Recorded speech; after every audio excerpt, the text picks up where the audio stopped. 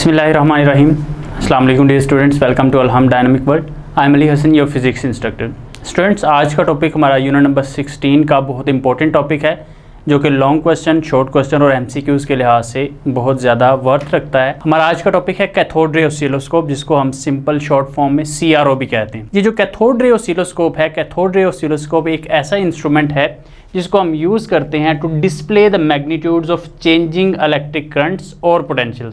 यानी कि हम हमारे चेंजिंग इलेक्ट्रिक करंट्स या इलेक्ट्रिक पोटेंशियल की जो वैल्यूज़ चेंज हो रही होती हैं उनको डिस्प्ले करने के लिए, उनके बारे में इंफॉर्मेशन जो है वो ऑब्टेन करने के लिए, जो कि विजुअल फॉर्म में होती है, तो CRO का इस्तेमाल किया जाता है। ये CRO बेसिकली, जिस तरह मैंने आपके सामने प्रेजेंट भी किया, आपकी बुक में भी मौजूद है, ये CRO जो है वो जो हमारे पास पहले प्लाज्मा टेलीविजन होते थे उसमें जो है वो यूज़ होती थी।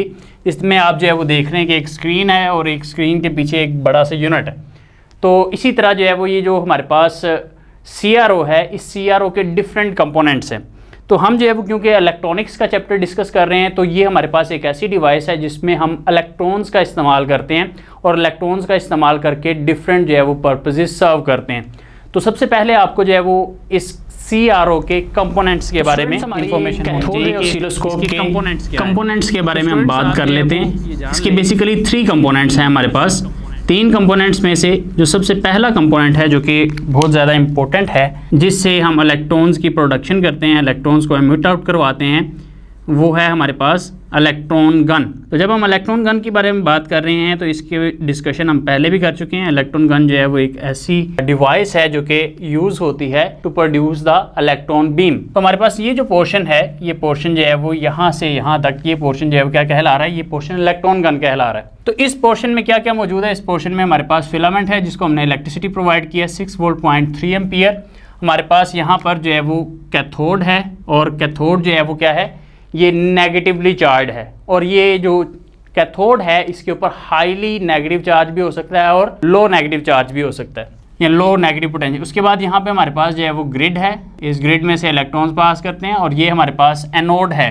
एनोड जो है वो क्या है? एनोड जो है वो हमारे पास हाई पॉजिटिव पोटेंशियल वाला एक पार्ट है जिसकी पोटेंशियल की वैल्यू हाई होती है, हाई पॉजिटिव पोटेंशियल। इसका काम क्या है? इसका काम ये है कि इलेक्ट्रॉन्स को एक्सेलरेट करवाना, जिस तरह हम पहले भी डिस्कस कर चुके हैं। एनोड जो है वो इलेक्ट्रॉन्स को एक्सेलरेट करवाता है, उनको स्पीड अप करता है, और साथ ही साथ एक फाइन बीम की शक्ल में आगे भेजता है।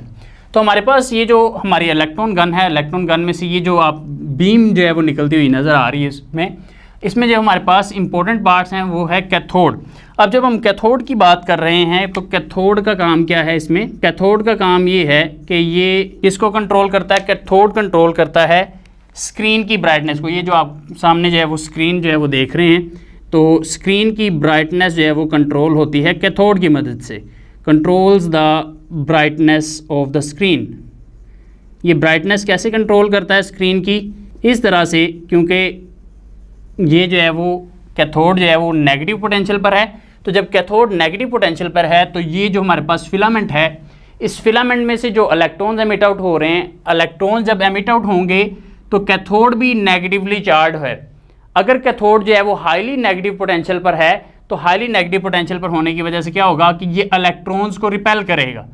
जब ये इलेक्ट्रॉन्स को रिपेल करेगा तो इलेक्ट्रॉन्स जो हैं वो आगे मूव नहीं कर सकेंगे। इसका मतलब ये है कि इलेक्ट्रॉन स्क्रीन को स्ट्राइक नहीं कर सकेंगे, और जब इलेक्ट्रॉन स्क्रीन को स्ट्राइक नहीं कर सकेंगे तो उसकी वजह से हमारी ब्राइटनेस ऑफ द स्क्रीन कम हो जाएगी। और अगर जो है वो हमारा कैथोड लो नेगेटिव पोटेंशियल पर हो, तो लो नेगेटिव पोटेंशियल पर होने की वजह से ये इलेक्ट्रॉन्स को अलाउ करेगा कि वो पास करें, और जब इलेक्ट्रॉन्स पास करेंगे तो इलेक्ट्रॉन्स जाके स्क्रीन को स्ट्राइक करेंगे। जैसे जैसे इलेक्ट्रॉन स्क्रीन को स्ट्राइक करेंगे उसी तरह उसकी ब्राइटनेस इंक्रीज होती जाएगी। तो इस तरह से हमारा जो कैथोड है, कैथोड जो है वो कंट्रोल करता है ब्राइटनेस ऑफ द स्क्रीन को, ठीक है। और साथ ही साथ जो है वो ये नंबर ऑफ इलेक्ट्रॉन्स को भी कंट्रोल करता है जो कि स्क्रीन को स्ट्राइक करते हैं। तो बात एक ही है कि हमारे पास जो है वो नेगेटिव पोटेंशियल पर होने की वजह से इलेक्ट्रॉन्स की तादाद भी कंट्रोल होती है और स्क्रीन की ब्राइटनेस भी कंट्रोल होती है। इलेक्ट्रॉन गन के बाद हमारे पास हमारा जो दूसरा कंपोनेंट है, दूसरा इसका पार्ट है, दूसरा पार्ट है डिफ्लेक्शन प्लेट्स। डिफ्लेक्शन प्लेट्स जो हमारे पास आपके सामने मौजूद हैं, ये 2 तरह की हैं स्टूडेंट्स।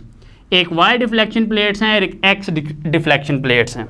अब आप देख रहे हैं कि जो वाई डिफ्लेक्शन प्लेट्स हैं, ये वाई डिफ्लेक्शन प्लेट्स जो हैं वो किस तरह से मौजूद हैं, ये हॉरिजॉन्टली मौजूद हैं इस तरह से। जो एक्स डिफ्लेक्शन प्लेट्स हैं ये वर्टिकली मौजूद हैं। लेकिन इनका काम क्या है, इनका काम ये है कि वाई डिफ्लेक्शन प्लेट्स और एक्स डिफ्लेक्शन प्लेट्स जो हैं वो दोनों क्या करती हैं, हमारी इलेक्ट्रॉन बीम को डिफ्लेक्ट करवाती हैं, जिस तरह बाय नेम जो है वो हम जान रहे हैं। तो ये इलेक्ट्रॉन बीम को जब डिफ्लेक्ट करवाती हैं तो वो वाई एक्सिस पर डिफ्लेक्ट करवाती हैं या एक्स एक्सिस पर। तो जो हमारे पास हमारा पेयर ऑफ हॉरिजॉन्टल प्लेट्स है जिसको हम वाई प्लेट्स कह रहे हैं, इन वाई प्लेट्स का काम क्या है, इन वाई प्लेट्स का काम ये है कि जो इलेक्ट्रॉन की बीम आ रही है, कहाँ से आ रही है, इलेक्ट्रॉन गन से। तो ये जो बीम है इस बीम को वाई एक्सिस पर डिफ्लेक्ट करवाना। तो जो हमारे पास हमारी हॉरिजॉन्टल प्लेट्स हैं, ये हॉरिजॉन्टल प्लेट्स जो हैं वो क्या कहला रही हैं, हॉरिजॉन्टल प्लेट्स कहला रही हैं वाई प्लेट्स। और वाई प्लेट्स क्यों कहला रही हैं, ये इसलिए कहला रही हैं क्योंकि ये प्लेट्स वाई एक्सिस पर डिफ्लेक्शन करवाती हैं इलेक्ट्रॉन बीम की।